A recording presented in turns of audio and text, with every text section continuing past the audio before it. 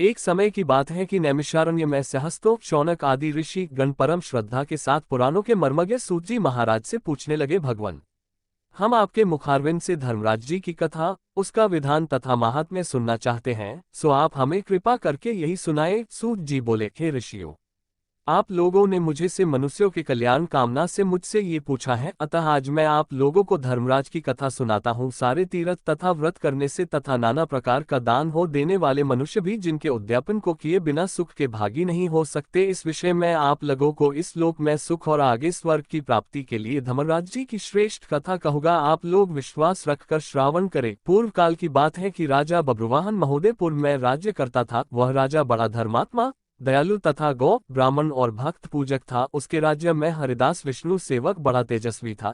तदनुसार उसकी पत्नी भी बहुत सुशील और धर्मवती थी, जिसका नाम गुणवती था। हरिदास विष्णु सेवक बड़ा तपस्वी था। तदनुसार उसकी पत्नी श्री भगवान की भक्त और पतिव्रता थी। उसने प्राय सभी प्रसिद्ध देवताओं के व्रत किए, परंतु धर्मराज की यानी धर्मराज नाम से प्रभु की सेवा कभी नहीं की। वह गणेश के, चंद्रमा के, हर तालिका आदि देवियों के, रामकृष्ण जन्माष्टमी, महाशिवरात्रि आदि शिव जी के सभी व्रत किया करती थी। बड़ी श्रद्धा से एकादशी का व्रत करती हुई यथाशक्ति दान भी करती थी रहती थी और अतिथि सेवा से कभी विमुख नहीं रही। इस प्रकार धर्मपरायण यह वृद्ध अवस्था में मृत्यु को प्राप्त हुई तो धर्मचरण के प्रभाव से यमदूत उसे आदर पूर्वक धर्मराज के पुर को ले गए। दक्षिण दिशा में पृथ्वी से कुछ ऊपर अंतरिक्ष में धर्मराज का बड़ा भारी नगर है, जो कि पापी लोगों को भयकारी है। धर्मराज का पुर 1000 योजन का है। वह चौकोर है तथा उसके 4 आधार हैं तथा वह नाना प्रकार के रत्नों से शोभायमान काय मनुष्य जो पुण्य भोगने को गए हैं निवास कर रहे हैं। स्थान स्थान पर गीत सुनाई दे रहे और बजे बज रहे हैं। उस नगर के 7 कोट है। उसके बीच में महासुंदर धर्मराज जी का मंदिर है। वह रत्नों से बना हुआ है और अग्नि बिजली बाल सूर्य के समान चमक रहा है। उसके दरवाजों की पेड़ियां स्फटिक मणि की है,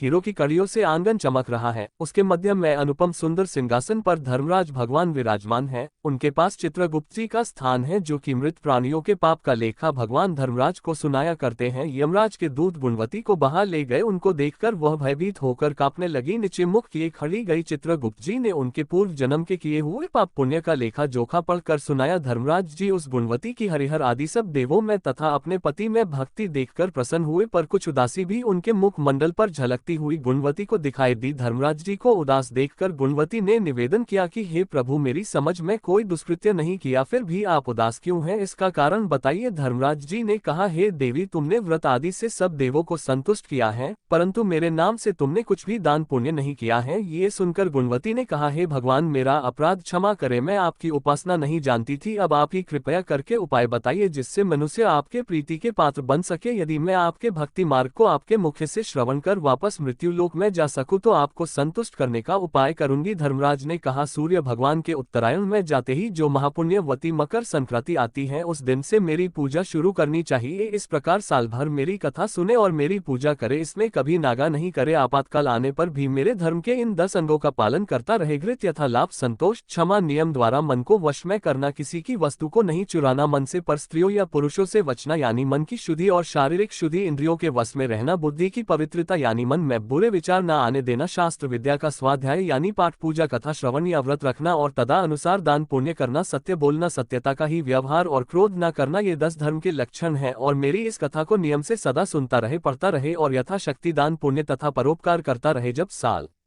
भर बाद फिर मकर संक्रांति आवे तब उद्यापन कर दे। सोने की या असमर्थ हो तो चांदी की मूर्ति बनवा में किसी विद्वान ब्राह्मण के द्वारा पूजन हवन आदि करे। मूर्ति की प्राण प्रतिष्ठा कर पंचामृत से स्नान करा, षोडशोपचार से उसकी पूजा करे, साथ में चित्रगुप्त जी की भी पूजा करे। वह सफेद काले तिलों के लड्डू का भोग लगावे, हमारी पूर्ण पुष्टि के लिए ब्राह्मण को भी भोजन करावे और बौस की छावनी में 5.25 सेर धान्य जवार जो मुक्ता तुल्यमानी है किसी मंदिर या ब्राह्मण को भेंट करे। स्वर्ग में चढ़ने के लिए सोने या चांदी की नसेनी धर्मराज मंदिर में दान करे। इसके साथ ही सुंदर बानी हुई सरिया, मुलायम गद्दा तथा रजाई और तकिया हो। इसके अलावा कंबल, पादुकाएं, लकड़ी या डंडा, लोटा, डोल, 5 कपड़े भी धर्मराज के निमित्त और यदि समर्थ हो तो श्वेत, काली या लाल गाय चित्रगुप्त के निमित्त धर्मराज मंदिर में दान करना चाहिए। ये सभी वस्तुएं सर्वसाधारण के लिए हैं। धनवान व्यक्ति और भी दान करे तो उत्तम है। गुणवती ने धर्मराज जी से प्रार्थना की, हे प्रभु, यदि ऐसी बात है, यमदूतों से मुझे छुड़ा कर फिर संसार में भेजिए, जिससे मैं आपकी कथा का प्रचार कर सकूं। जो ही उसकी प्रार्थना पर भगवान धर्मराज जी ने गुणवती को भूलोक पर वापस जाने स्वीकृति दे दी। उसी समय उसके मृत शरीर में पुनः प्राणों का संचार हो गया और उसके पुत्र कहने लगे, हमारी माता जी भी जीवित गई। इसके बाद गुणवती ने अपने पति और पुत्र आदि को सब बातें बताई जो धर्मराज जी ने मनुष्यों के कल्याण के लिए कही थी। और गुणवती ने मकर संक्रांति से विधिवत उसने धर्मराज जी की प्रतिदिन पूजा और कथा आरंभ कर दी और स्वर्ग जाने के लिए दान पुण्य कर्म आदि भी आरंभ करने लगी। इस प्रकार गुणवती साल भर कथा सुनकर धर्म के 10 अंगों का पालन कर जब पुनः मृत्यु उपरांत वापस स्वर्ग में देवताओं ने गुणवती का आदर किया और सदा स्वगीर्य भोगों को भोगती रही। सूत महाराज ने संकादिक ऋषियों से कहा, हे मुनियों, जिस घर में स्त्री या पुरुष इस धर्मराज भगवान की व्रत कथा को श्रद्धा पड़े तो वो दुखों से मुक्त हो जाते हैं तथा संपूर्ण दान देने से पाप मुक्त हो जाते हैं। इसमें कोई संशय की बात नहीं है कि मृत्यु काल में यमदूत जो लेने आते हैं वह भी उसको आदर पूर्वक ले जाते हैं और धर्मराज भी उसे सदा सुखी रखते हैं। यदि उन मनुष्य के कुछ पाप बाकी हो तो शीघ्र ही पापनाश का उपाय बताकर शीघ्र ही पाप मुक्त कराने में सहायक बन जाते हैं। गरुण पुराण आदि में लिखा है, पापी लोगों को यमदूत भयानक यातनाएं देते हुए ले जाते हैं, परंतु धर्मराज जी की कथा व दान पुण्य धर्मराज मंदिर में करते हैं वह मनुष्य यमपुरी में भी कष्ट नहीं पाते हैं, वह मनुष्य शीघ्र ही स्वर्ग तथा मोक्ष को प्राप्त होते हैं।